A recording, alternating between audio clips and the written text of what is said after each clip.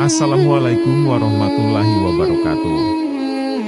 Berjumpa kembali di channel ini.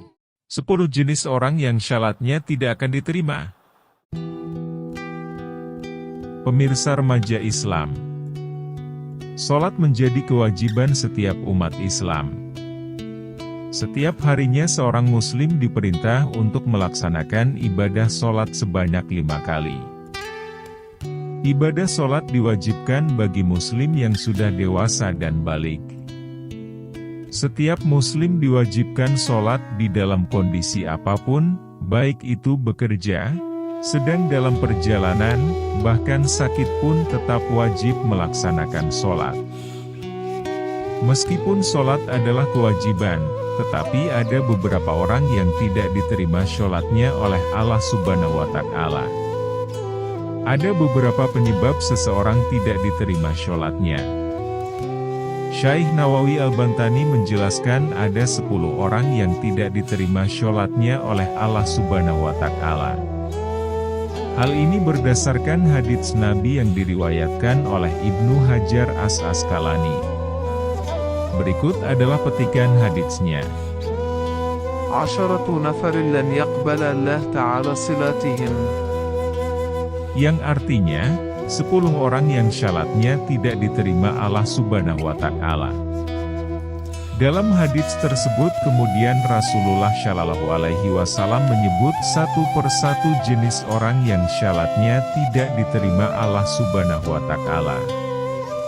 Yang diantaranya yaitu 1. Orang yang syalatnya sendiri tanpa membaca bacaan. Orang yang tidak membaca bacaan yang wajib di dalam sholat seperti membaca Fatihah dan tahiyat maka sholatnya tidak sah. 2. Orang yang tidak mengeluarkan zakat, sementara ia punya kewajiban untuk mengeluarkan zakat atas hartanya.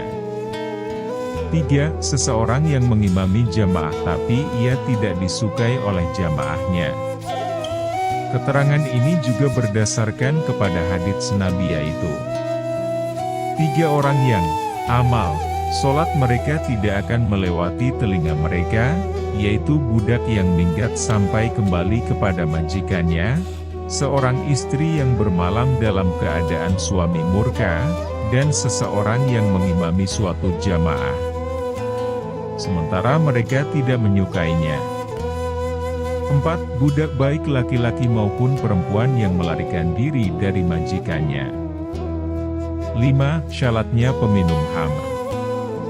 Sebagaimana hadits Nabi, jauhilah khamar karena khamar adalah induk perbuatan keji. 6. Istri yang bermalam sementara suaminya memurka. 7. Perempuan merdeka yang sholat tanpa pakaian penutup kepala, himar. 8. Pemakan riba.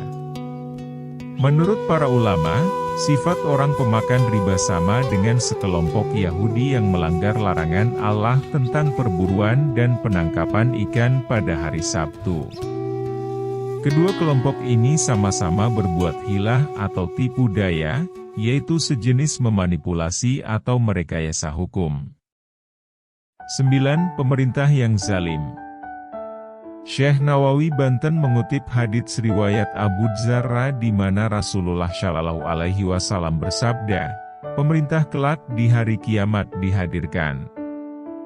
Ia akan dilemparkan ke jembatan Jahanam. Jembatan itu kemudian terguncang sehingga tidak ada persendian kecuali bergeser dari tempatnya. Jika orang-orang yang dulu menjabat sebagai pemerintah itu adalah muslim yang taat dalam bentuk kebijakan-kebijakan yang adil, niscaya ia dapat berjalan di atasnya.